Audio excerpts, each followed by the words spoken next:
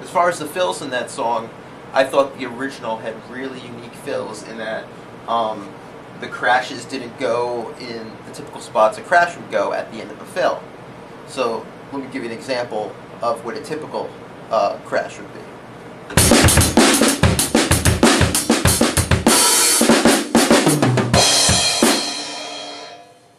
And I crashed on the downbeat, which that really didn't happen a lot in the song. What would happen is there either would be no crash in the original, such as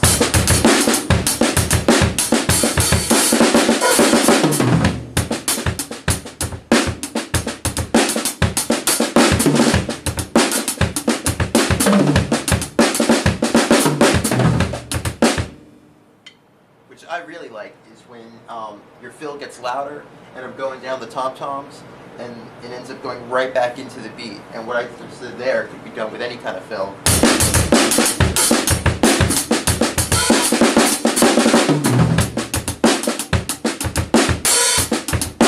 I went right back into it.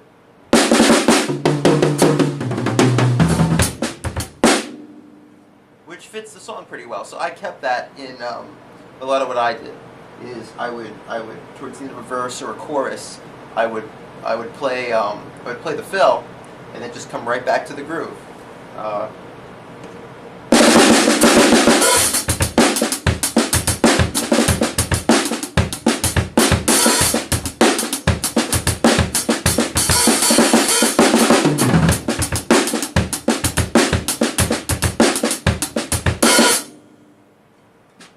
So that's one example of what I did, which really isn't anything special. It's just a new take on ending a fill. Another thing that was really cool is there's a very specific fill right before the second verse of the song.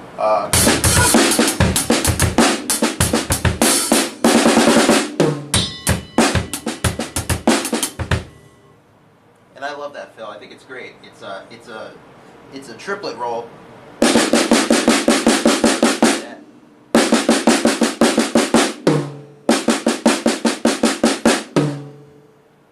Tom, and then he hits like the bell of a ride cymbal,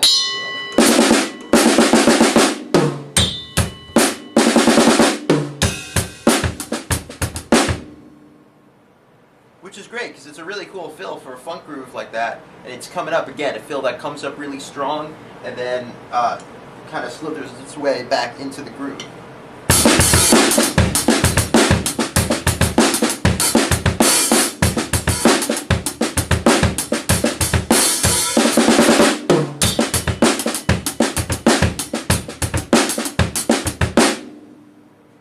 Let me break that down a little slower.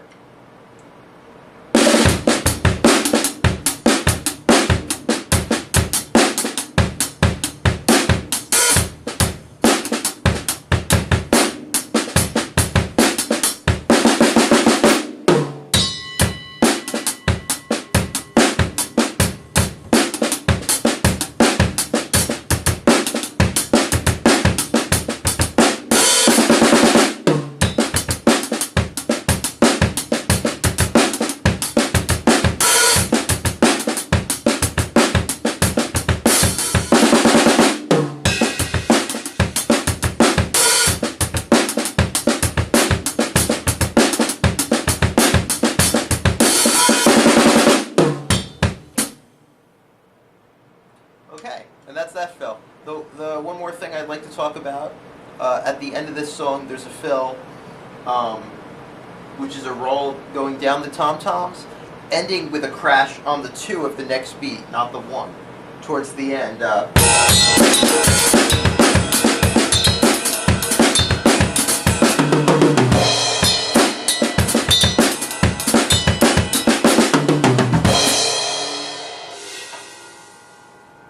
So instead of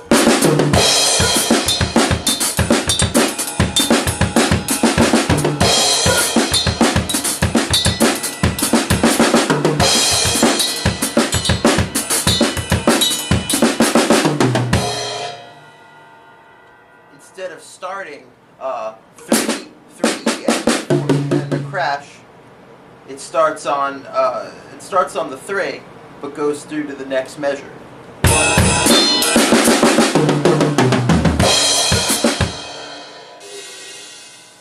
me explain that again. So you're playing your groove, you're starting your fill on 3E enda, 4E enda, but you continue the roll to 1E enda, 2.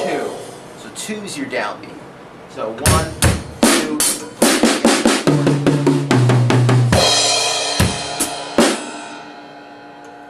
which would work really well with anything. You could always break the rules, the traditional drum rules, but it happened to work really well for this song as I get to the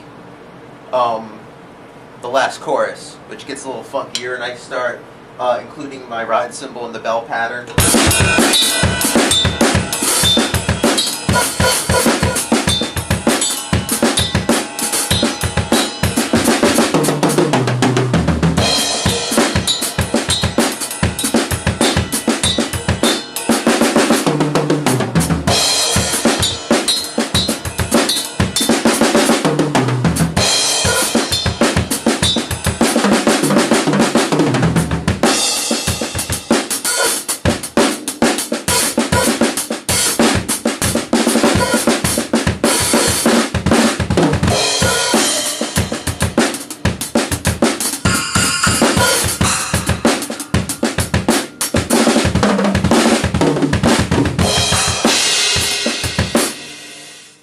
That's just me incorporating rock elements that I like to do into funk music. A lot of cymbal punctuations.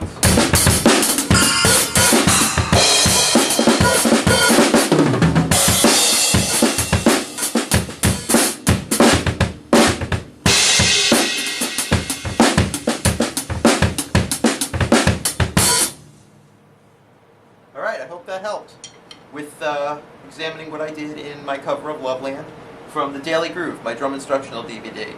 Remember, if you have any questions or anything you'd like to add or for me to break down, submit it to www.stephenallenmusic.com.